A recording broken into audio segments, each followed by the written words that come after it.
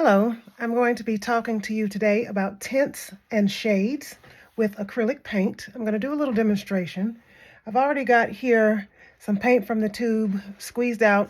I'm using a plexiglass board that is clear, and I have just some white up under it so that you can see the color a little bit better. And I'm just going to use this as my palette where I can mix and show you our color mixing demonstration. So I started out with green, and it's the hue that's straight out of the tube. I just have some white, some titanium white that's straight out of the tube, and some ivory black that's straight out of the tube. So our white is going to be used to make our tints of green. A tint is a pure color mixed with white. Our black is going to be used to make our shades of the green. A shade is a pure color mixed with black. So I'm going to start with the white. It's better to start lighter and go darker, especially if you have to clean your brush. Make sure there's no residue left in your brush. So I'm just going to start out with pure color. So I'm just going to take some of my green, and you can see the beauty of that. It's a phthalo green, actually, so it's like a teal kind of green. I'm just going to start out with pure color here. There's just a little bit of water in my brush, so if it looks a little diluted, my brush was damp, just so the color could mix well. And make sure it was viscous enough to flow easily. So that's my pure color. You mix it with water, it's not going to affect the hue. It might just dilute it just a bit. So that's my pure color straight from the tube, and you can get a better feel for the hue itself without the water. So now I'm going to take, I want to get lighter as I go. So with each gradation of your tint, you just add a little bit of white, a little bit more white, a little bit more white. So if you're mixing color, you always want to add white to the color instead of the color to white, because if you add the color to white, you'll be mixing forever and it'll never be light enough. So I already have plenty of green in my brush. So I want this to get lighter as I go, since I've started with my darkest hue here. So I'm just going to take a little bit of white, and you just want to add a little bit at a time, because you're eventually going to want to get lighter and lighter and lighter. And what I'm going to have to do is clean my brush eventually, because it's going to be too much green in my brush to mix with that white. So that's still a little bit too white, because I know I'm going to get lighter as I go. So I'm just going to press that little bit of color that was in my brush. The more strokes you give it, the more it'll mix. If it's not dark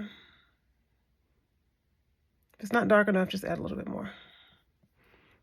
So what I'll do is I'll just get lighter on the next row, or on the next block.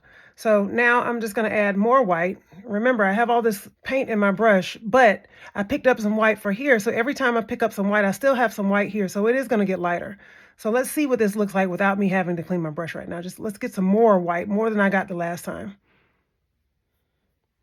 And it looks like I am going to have to clean my brush, because when you're doing gradations or value scales with color, you want to make sure, or even if you're doing it black and white, you want to make sure that the square that you're in, or the block that you're in, is lighter than the one before it, or darker than the one before it if you're doing shades.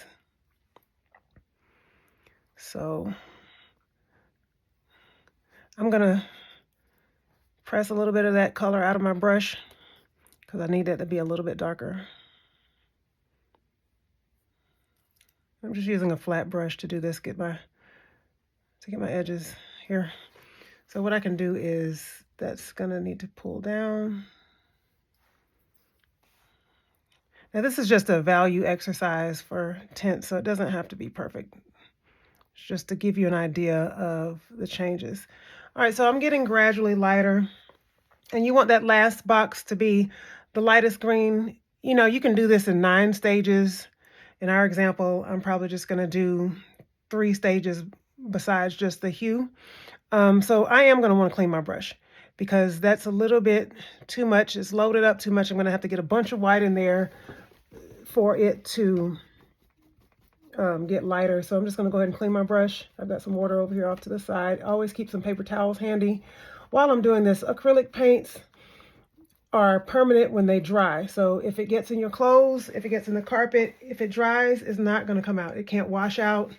It has a rubber, latex, plastic base, polymer base, and you want to clean it up. If you spill it, you want to clean it up while it's wet immediately, and clean it out of your brush as well too. So let's go back here. So I'm going to start over, obviously, because I have a clean brush now, but I do want this last box to be a little bit whiter. So I'm going to take less pigment, less hue, and more white. So let's just scoop up maybe that much white. And let's just kind of lay in here. Okay, so I'm going to need some more white. So when you're using a hue straight out of the tube, it's strong, especially with that white. So, you know, you're going to need... I probably could have started out even doing a white square and just adding the color to that. And that may have been a little bit better. That way I don't have to keep adding white, keep adding white, keep adding white. So in the base of your brush, that color's not mixing, just press it in a little bit.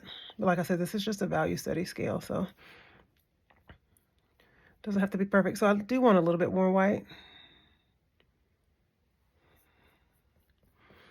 And I'm using green. I'm gonna use blue in my next example. And I wanted to use some cool colors because if I did have any paint left on my palette, I want to do a cool color demonstration. I tried one in one of my other videos, and I really didn't like the painting that came out. So as you can see, we're gradually getting lighter and lighter and lighter. And as that dries, you have to watch acrylics because when they dry, it depends on the brand acrylic that you have as well. Because when it dries, the color may change slightly. A good brand should not change. Like once it comes out of the tube and it dries, that's what it needs to stay. So you get the point. So as you can go lighter and lighter and lighter. I could have done more boxes, like I said, 9 or 8 or 10 or 11. But here I'm just doing a 4-box example. So I'm going to clean my brush since this is the tint side. I want to go to the shade side, but I'm going to clean my brush because I cannot have any white in my brush at all. So with acrylic, it's a water-based paint. You want to clean your brushes with water. When you're finished, you can use soap and water, dish soap, or there's brush cleaner from the art store, but you want to make sure that you rinse that out thoroughly. And when you're done with your painting session, store your brushes face up in the container so that they can dry. So I will be back after the break with our shades. Thank you.